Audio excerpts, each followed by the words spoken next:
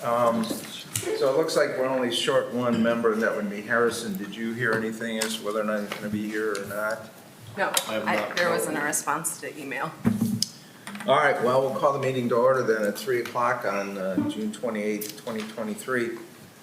We have before us on our screens the minutes from our last meeting, which was March. If you want to take a look at them and make sure they're what they should be saying, then I will entertain a motion to approve the minutes as submitted. I'll move. We have a motion, we have a second. I'll second.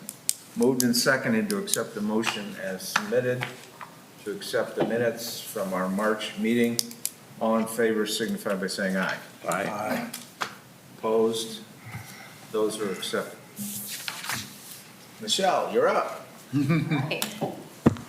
Good afternoon, everybody. So the financials for the cemetery, we have here to report so far the first quarter of 2023. Obviously, we're almost done with the second quarter, but not quite there yet. So we're still just looking at first quarter of 2023. On the top here, you'll see that the revenue, we have revenue going back to 2019 and 2022 as actual figures, 2023 budgeted amounts, and then where we actually are at for the first quarter of 2023. So revenue. Sorry, where are you looking? Oh, I see. Thank you very much. No problem. So the revenue for 2023, we have budgeted at $92,000. You can see historically, we're usually a little bit over $100,000, but we're always going to be on the conservative side just to show where we expect revenue to come in at. So we budgeted $92,000 for the year, and through the first quarter, we're almost at $24,000 of revenue. So everything looks to be on track as far as revenue is concerned. The second set of figures here deals with the expenses. So again, same information is displayed here. You'll see 2019 through 2022 actual expenses, totaling usually around $300,000. 2023 budgeted amount for expenditures, you'll see an increase. We do have a budgeted third position for full-time maintenance out there at the cemetery to take care of some maintenance items. We do have some additional monies to take care of some grounds maintenance and material items in there in the budget for 2023 also. So first quarter of 2023, we have spent $76,000 of our budget, which was just over $400,000 for the year. So everything looks to be on par as far as the expenses for the year. Below that is all the endowment accounts. You'll see where we have spent historically from 2019 to 2022 in each of the endowment accounts. And then we have the 2023 budget amount, what we expect or what we have budgeted to expend out of each one of these accounts. And then on the far right column is the available cash balance on each one of those funds. There's a lot of restrictions that go into each one of those funds and what we can use it for. So we're trying to work through that and make sure we use the dollars where they're available. You'll see on the Oakland Cemetery account, there is actually a negative cash balance. So that has been like that for many years, even before I came to the city. So we're working out of that. They were taking expenses out of that account, and there was not actually the cash there. So that $68,000, we're hoping by the end of 2023, we'll have that pretty much to a zero balance. So we're working towards that. But with that, I'm happy to answer any questions that anybody may have on the financials. What are the mechanics by which you eliminate the $68,000? If you've told us before, please remind me again. Sure. What we're doing is not taking any expenses out of there. So for 2021 and 2022, you'll see in 2022, we did have a small refund that we had to do for $232,000. But looking back in 2019, they had a $45,000 expense. We can't take expenses out of an account that doesn't have the revenue. So until the revenue comes in annually and we can get this account going to be back in the black, there will be no expenses expended out of that account until that is back in the black. I still don't understand. What's the entry? So I understand the balance sheet of negative $68,000, but when you offset that, what is the entry? What do you credit to that negative balance? So Is when you look at this, all of these accounts, the endowments accounts, they're basically, it's one fund or one bank account. So at the end of the day, it's like our bank account isn't negative, but basically this account is spent too much. So there's no entry to be made, but what I do is not take any expenses against that account and let the revenue keep coming into that account. So it's just a cessation of expenses against that account that eventually will eliminate it. Was it a large figure when we looked at it a couple of years ago? Was it like 300,000? Was that what it was? Oh, I'm not sure how far back I have. Well, anyhow, I'm grateful that you're eliminating that.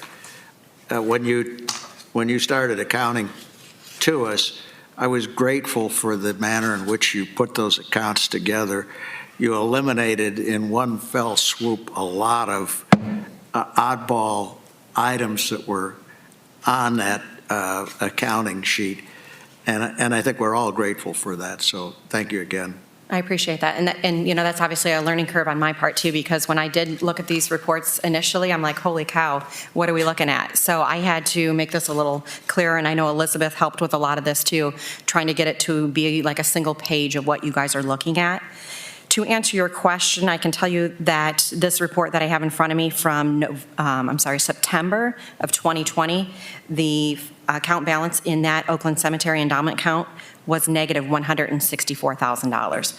So we've uprighted Very that by good. $100,000. We have a little more work to do. Very good, thank you. You're welcome. Any further questions? I would entertain a motion to accept this report, place it on file, and if anyone has any further questions, they can certainly contact Michelle and ask them. So is there a motion to that effect, please? I'll move. Second? Second. Moved and seconded. Thank you, Michelle. We'll accept this, put it on file, and you may hear from somebody. And if you don't, then we move on to the next one. Thank you very much. Okay, Scott, you ready to go? Sure. All right. Old business. So operations update. We, as Michelle said, we had a third employee added. Since then, we had one that left and took another job opportunity with another company. We backfilled that position and got a new employee out there. Since then, we had one transfer to another division. So we're in the process of waiting for, through the union contract, waiting for his time that he has to return to the job, and once that is elapsed, then we'll post that job and hopefully get that filled. The good part of it is that we've had a lot of seasonal employees out there. We've had a lot of kids from high school that we were doing some outreach to try to find some seasonal staff, and we've got, I believe it's 5 seasonal employees that are high schoolers that are helping us. And we also have an intern that comes out and helps us with our GIS, logging in our data on, so simply what they're doing is taking pictures of the grave sites, getting a GIS location of those grave sites, and they're just data collecting throughout the cemetery. We're concentrating in the veterans area and one other portion. The areas that aren't in the current software, so that we can easily help those family members find their locations as well. That's The great. reason I turned Really? to Elizabeth is that she's working with the intern in trying to gather that information. That's So wonderful. hopefully, we can fill in the gaps that we don't have already. Once we get it, then we can start putting in data off our internment cards and owner cards and deeds and all that. But Wonderful. it's definitely a process. We're doing other divisions, and this is an opportunity which we've got funding for a seasonal employee to come in or a seasonal internship. So it's been great. Great. That's the operations update. So on to the chapel improvements. So we got some funding through our facilities upgrades, which we're putting money towards several facilities. One of them is the cemetery and the chapel. So what we have started now is we had a company come in and pressure washed all the outside exterior of the limestone chapel. They came in and did all mortar repair for the entire chapel. And then they came back and did a spray-in sealer on the entire chapel to do that. We've had, and I'm sure you guys remember, we've had a bee issue there. So I reached out to a beekeeper, got some advice from him. So with the mortar repair, we also did mortar repair and caulking because there was large gaps where the roof connected to the, the sandstone and where all your trim is, copper trim in there. So we had that sealed up. Now I just met with another company because we still have a few bees lingering on the east side of the chapel in the front there. Seems like we got everything else taken care of, but on that one side, they're still crawling up underneath the shingles and along the, I call it the F channel copper where the shingles meet and it overlaps. They're still finding a pathway in there. So we're getting with advice from the beekeeper was we tried to eliminate most of them, get most of them out so we're not killing them, but at this point, we have no other option to try to finish this off. And once we do that, and we'll dust them, and then we'll come back and reseal those openings where they are, and hopefully that'll take care of that. So Tough place to try and find the queen bee, which would be the key. very, very, very, very tough. I know you guys know better than I, but we've been fighting this for the Yeah. last 20 years. Well, we used to see, I don't know, there's honey inside the walls, and you Yeah. could see the staining on the inside Yeah. of the plaster where the honey was. Right. So, yes, we're trying to, it looks like they put up like a cinder block false wall inside, and yeah, obviously they're probably not filled those holes, so they just got in there, but I think we're closer than we've ever been on eliminating it, so, once that gets done, we did do some around the window up top, did a little painting and they did mortar work and caulking work up there. We've got the archway and the door, the wooden doors. Now, from what being told from staff that's been there is that the wooden doors were sent out to, is it Melky there? Melky's, Columbus Ave? yeah. And they refinished those and lacquered them and made them nice. Well, I think we're overdue for that. So the plan is to get that archway Yeah. repainted, get the doors restored, and make a little bit tighter seal on the bottom. I don't like the gap there.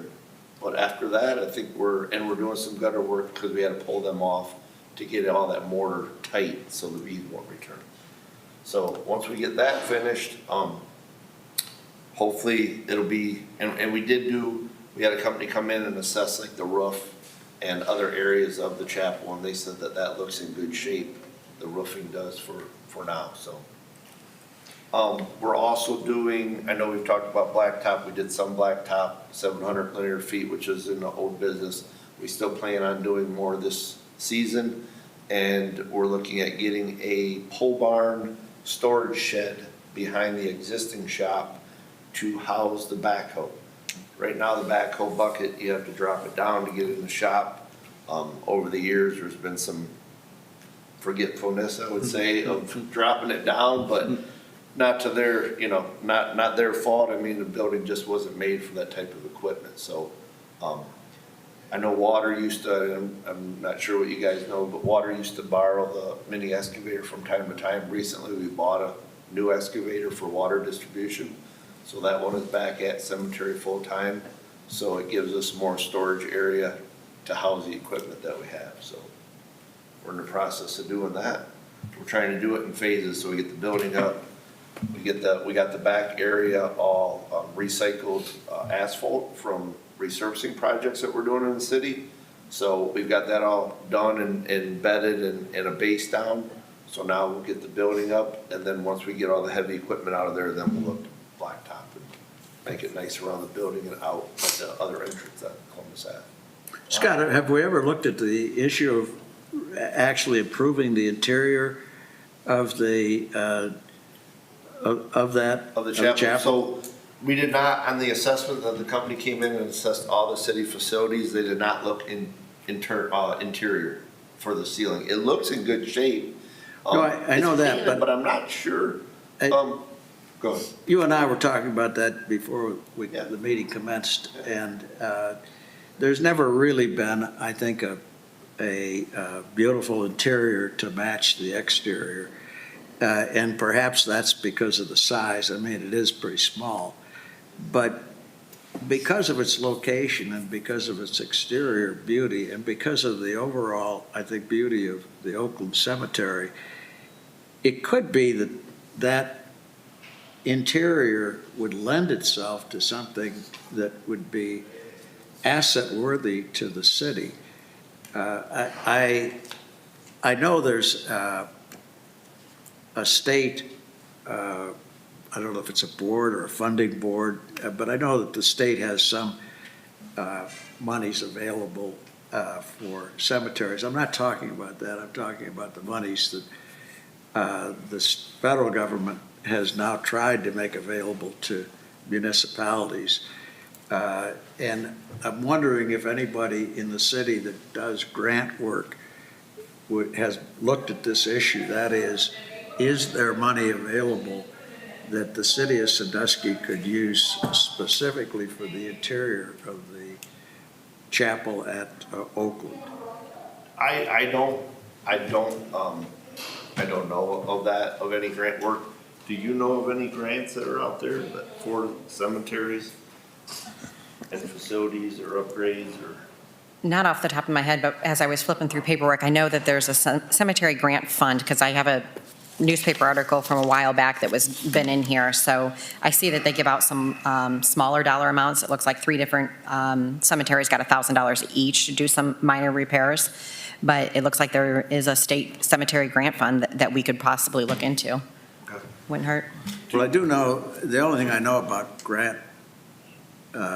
making grants, presenting grants, is that it's a very sophisticated and has to be done by people that are very knowledgeable.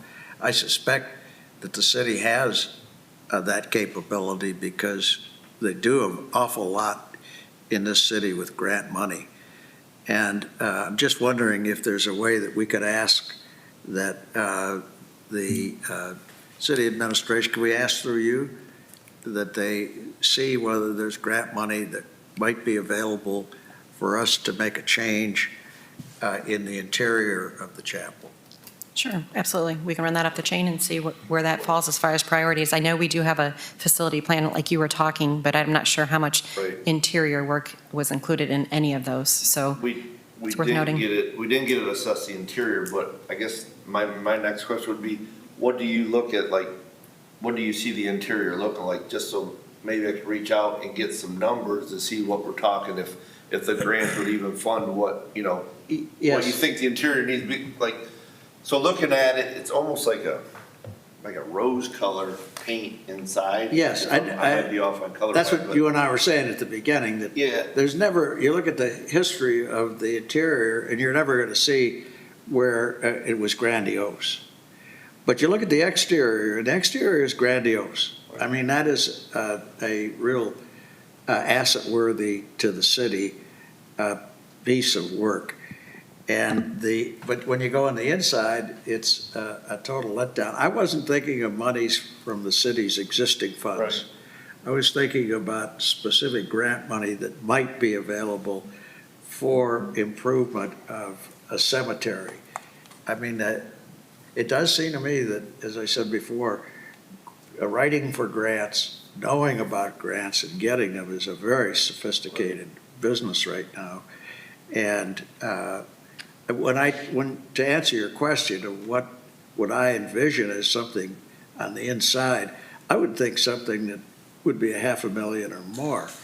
I mean, it should be something that's worthy. It should be a start that's worthy. The inside should be worthy of the outside. Would it be like, are you envisioning like a whole new roof or like refurbishing, like removing paint back to the original wood, like and stained or repainting? I'm just trying to get an idea of like what the. I don't know. I would think if I suppose the place to start would be to canvass what small cemeteries in the interior look like in Europe, which would have more historic references and than we would have in the States. And by all means, I mean, if the other members and you like have any ideas or wanna, do some research or send, email Elizabeth and I with some photos of what you would envision it looking like, at least give us a start of what our budget would be cause some of those grants, and I'm not a grant writer, I don't know, but some of them might not be worth applying for if they're not gonna fund the, project, or maybe we need to, modify it or whatever, so. Well, Brett, wouldn't you have some ideas on that? We're just currently working with Castelia Cemetery on some grant work that they secured, so I can make a call Okay. and see. Today we're working on some grant work with refurbishing cemeteries. I'd be more than happy to see That'd be where great. that, now I know there's a maximum on these particular grants. This is their second round with this particular grant. And for this, we're straightening the marble stones, the upright vertical marble stones, resetting those into concrete.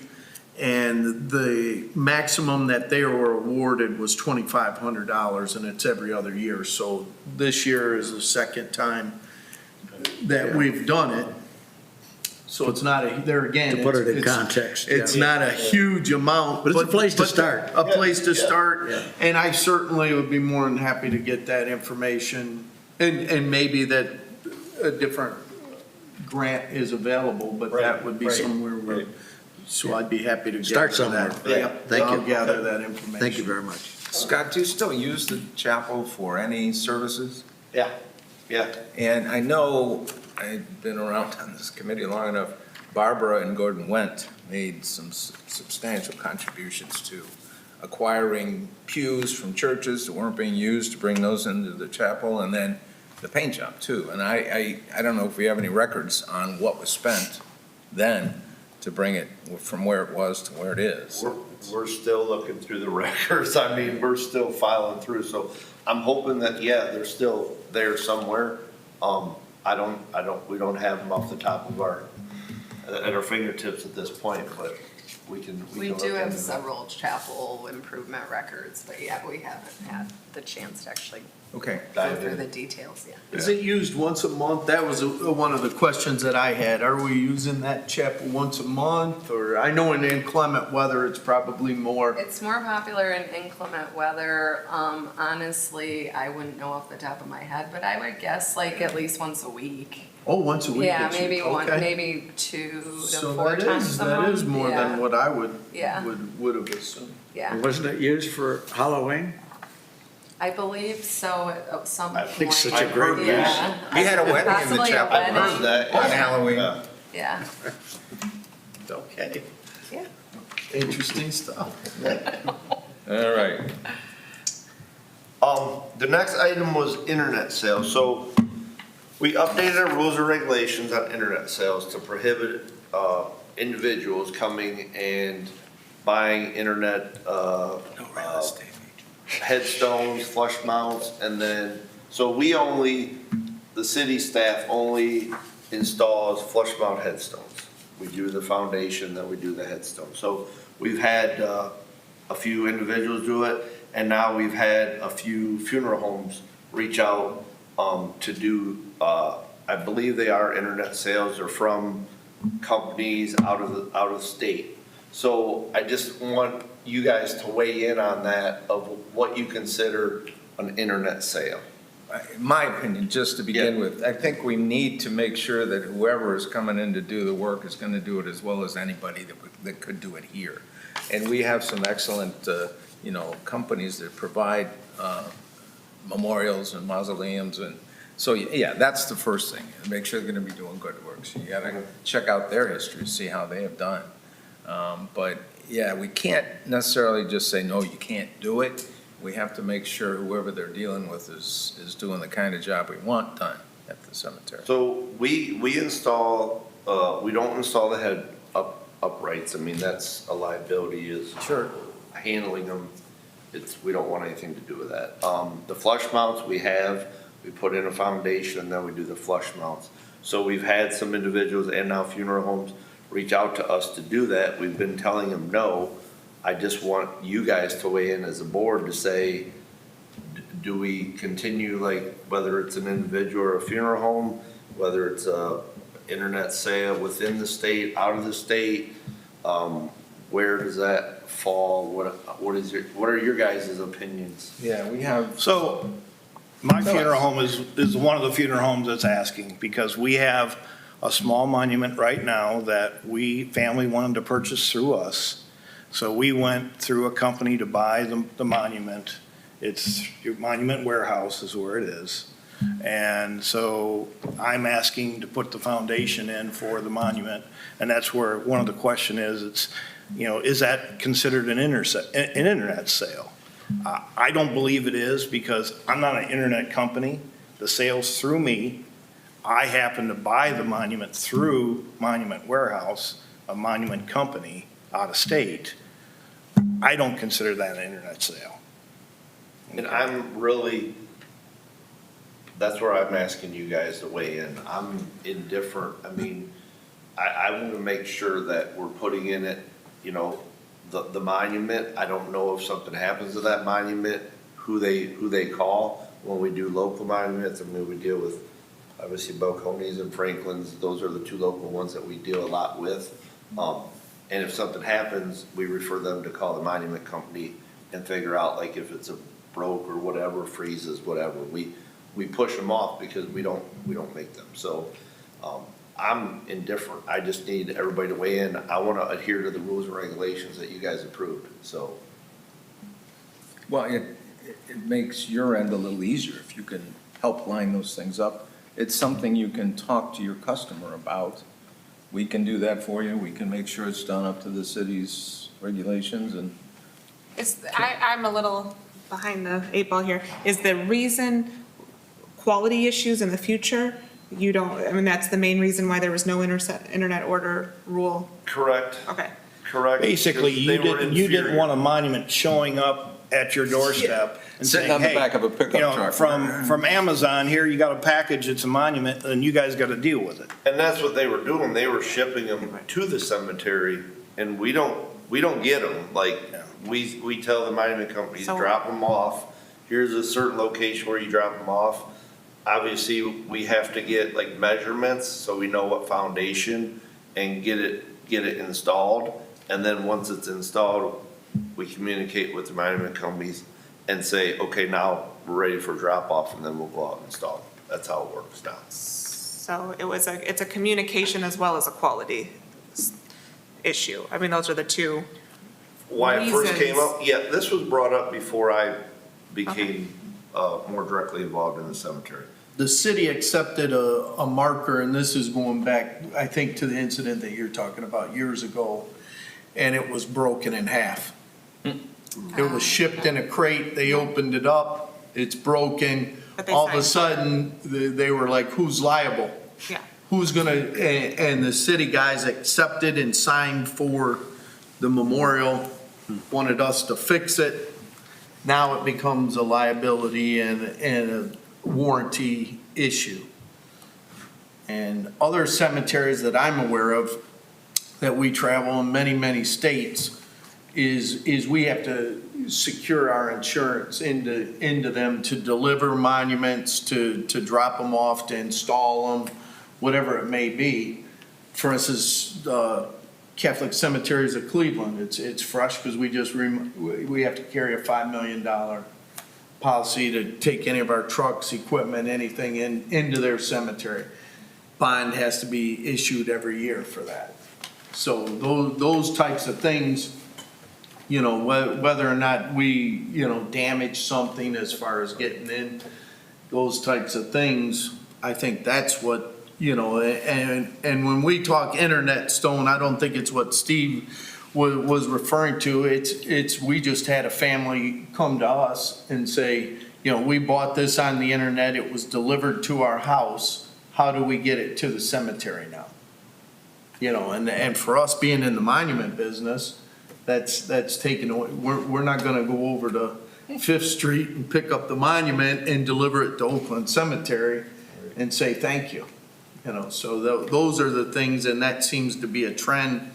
Internet's a wonderful tool, but yet in these situations, we've also had, people come into us, well, this was from the internet sale, mom's name's spelled wrong, can you fix it? These things, it gets into a whole thing. So I think, that for us, internet sales are for individuals that are securing the monument or marker on the internet and then trying to bring it to the cemetery. Do you have to show insurance coverage for the Catholic cemetery here? Is that what? Cleveland, we just renewed, most of the local cemetery, no, we don't have to. And all I want is a copy of your Liability. Your declaration. Yeah. But, do you do it in are there any other municipal cemeteries that require? Many. Do they require it? Mm-hmm. I have one other question, because I don't know the answer. If I wanted to go to Walmart and buy a little heart plaque, could I come to the city and pay for a foundation so I could set a little plaque or a pot of flowers or something? Good question. So, very good question. In the past, it was, I would say, more lenient on what was accepted following the rules and regulations. Now we've tried to, yes, in certain cases, we'll work with the individuals if they want to put something out there, but we don't want it to interfere with our operations and mowing. So we have encouraged in situations to put whether it's a walkway stone, a landscape stone, whatever, next to the monument and not in front of. What if I don't have a monument? What if I just want? No. No, okay. No, because that would be equivalent we to have ones out there that don't have headstones. Okay. And we don't want to just put it out there because that will get damaged. I mean, Yeah. like I just Oh, I mentioned, know. we have seasonal staff and they're high school and that's all we can get. Yeah. And they know how to mow. I wouldn't say that they're as good at it as the skilled people or the full-time employees, but so we want to give them an easy straight line to mow and weed whip and not I was have just making obstacles. sure we were consistent that. Yeah. Okay. Yeah. Well, that seems to be an issue that ought to be referred to legal counsel. I mean, if the issue is whether you comply as Brett does when he gets into other cemeteries by providing coverage, not coverage, but evidence of coverage, a copy of his deck sheet. I mean, if that's what has to be done, that's what has to be done. I mean, I just can't imagine how the city could deal with somebody dumping off monuments and saying, here, you do it. Well, I think we've eliminated that through the rules and regulations, that they can't. Okay. Like, individuals can't just drop them off, we won't accept them. Or if they ship them, we won't sign for them. I think we, in the rules and regulations, that's why we put it in there, because we were getting a lot of individuals and there was nothing to guide us in what to do here. So this is kind of an appendix to what that is now that we have individuals, we have other funeral homes that are taking advantage of, getting monuments and a service to the grieving family, like you said, or Kevin said it, like it groups it all together, which makes it easier on the family at times. How do we navigate that? I think it's kind of vague in the rules. We just said no internet sales, so Yeah. how do you identify an internet sale? If I understand, I want to understand, does the city provide flush mount with a memorial that's flush too, that they can buy through the cemetery, through the city, or no? All we provide is a It's the foundation. foundation, okay. That's all we So if they provide. want something on top of that low level, buried here, so-and-so died, born and died, they'd go to a memorial company. Right, and we've had, and I wouldn't say recently, but we've seen, and I don't know where they were purchased at, I have no idea, but we've seen like flush mount headstones that are like thinner. Yeah. And I think maybe that's part of what you were saying in the past, maybe that's what they were doing, and they wanted to avoid that, because We've seen them and we've seen them crack. Sure. Now, I'm not saying that's what's going on now, but, that's, I Well- think, what started the conversation. You don't want to create problems by allowing that. So if you work with a reputable memorial company to come in and put something on top of your flush mount, then you're good. Let's leave it this way. Are you satisfied with the answer you have? I think it's still vague, but I mean, I do too. yeah. Does anybody else want to weigh in on it, or we? I think you need to talk, as Dennis suggested, to your legal department and say, here's what we have now. Here's the problems that we face. We want to eliminate those problems. What recommendations can you make so that we don't run into that again? Certainly, you can't rely on some other company in town that sells memorial to come in and fix something that's been cracked and left in you don't want that. So that's been eliminated, which is good, but I think you need to figure out what issues you still want to address and talk to the legal guys, girls, People, legal people. staff. Okay, All right. sounds good. Any new business we need to discuss?